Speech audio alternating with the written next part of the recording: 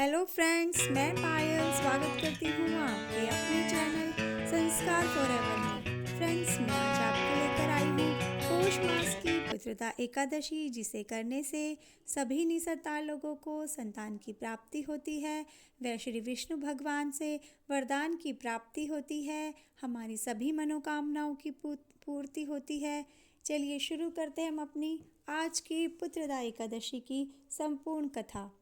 पौष मास के शुक्ल पक्ष की इस एकादशी का व्रत निसंतान को भी सुंदर पुत्र प्रदान करने में समर्थ है। संतान प्राप्ति और उनकी रक्षा एवं प्रगति के लिए प्रत्येक नर नारी को यह व्रत करना चाहिए। आज सुदर्शन चक्रधारी भगवान विष्णु की पूजा की जाती है। भगवान श्री कृष्ण द्वारा अब तक कहे गए वृतांत को सुनने के बाद धर्मराज युधिष्ठिर ने आगे पूछा, हे गोविंद, अब कृपा करके बतलाइए कि पौष शुक्ला एकादशी का क्या नाम है, इसके व्रत की विधि क्या है और कौन से देवता की पूजा की जाती है। भगवान श्री कृष्ण ने उत्तर दिया, हे राजन, इस एकादशी का नाम पुत्रदा एकादशी है। इसमें भी नारायण भगवान की पूजा की जाती है। इस चर और अचर संसार में पुत्रदा एकादशी के व्रत के समान कोई और दूसरा व्रत नहीं है। इसके पुण्य से मनुष्य तपस्वी, विद्वान और लक्ष्मीवान होता है। इसकी मैं एक कथा सुनाता हूँ, तुम ध्यानपूर्वक सुनो। भद्रावती नगरी में सुकेतुमान नाम का एक राजा राज्य करता था। उसके कोई पुत्र नहीं था। उसकी स्त्री का नाम शैव्य था। वह संतानहीन होने के कारण सदैव चिंतित रहा करती थी। पुत्रहीन राजा के पितर रो रो कर पिंड लेते थे और सोचा करते थे कि इसके बाद हमको कौन पिंड देगा। राजा पुत्र न होने के कारण हर समय दुखी रहता था। उसे बंधु बांधव, धन, हाथी, घोड़े, राज्य तथा वैभव आदि सभी अर्थहीन प्रतीत होते थे।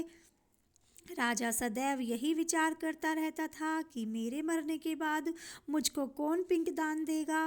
बिना पुत्र के पितरों और देवताओं का ऋण कैसे चुकेगा। जिस घर में पुत्र न हो उसमें सदैव अंधेरा रहता है। इसीलिए मुझे पुत्र की उत्पत्ति के लिए प्रयत्न करना चाहिए। जिस मनुष्य ने पुत्र का मुख देखा है वह धन्य है। उसको इस लोक में यश और परलोक में शांति मिलती है, अर्थात उसके दोनों लोक सुधर जाते हैं। पूर्व जन्म के कर्म से ही इस जन्म में पुत्र, धन आदि प्राप्त होते हैं। राजा इसी प्रकार रात दिन सोचा करता और चिंतित रहता था। राजा ने अपने शरीर को त्याग देने का भी विचार किया, परंतु आत्मघात को महान पाप समझकर उसने ऐसा नहीं किया। एक दिन राजा अपने घोड़े पर चढ़कर वन को चल दिया और पक्षियों व वृक्षों को देखने लगा। उसने देखा कि वन में मृग, व्याघ, सूअर, सिंह, बंदर आदि अपने बच्चों के साथ भ्रमण कर रहे हैं। हाथी अपने बच्चों और हथनियों के साथ घूम रहे हैं। वन में कहीं गीदड़ अपने कर्कश स्वर में बोल रहे हैं, कहीं उल्लू चीख रहे हैं। वन के इन दृश्यों को देखकर राजा को अपने पुत्रहीन होने का दुख और अधिक पीड़ा देने लगा। इसी उदासी और सोच विचार में दोपहर हो गई। वह विचरने लगा कि मैंने कई यज्ञ किए, ब्राह्मणों को सुंदर भोजन तथा दान देकर तृप्त किया, फिर भी यह दुख मुझे क्यों प्राप्त हुआ है। प्यास के मारे अत्यंत दुखी राजा पानी की तलाश में इधर उधर फिरने लगा। थोड़ी दूर पर राजा ने एक सरोवर देखा। उस सरोवर में कमल खिल रहे थे तथा सारस, हंस, मगरमच्छ आदि विहार कर रहे थे।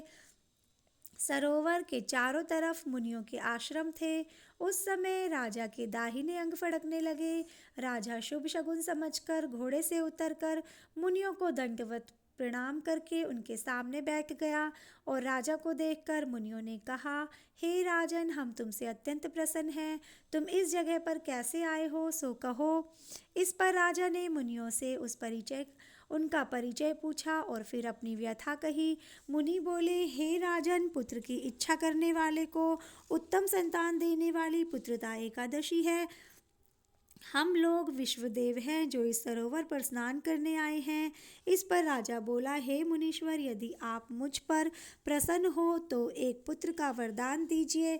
मुनि बोले, हे राजन, आज पुत्रदा एकादशी है, आप इसका व्रत करें। भगवान की कृपा से आपके अवश्य ही पुत्र होगा।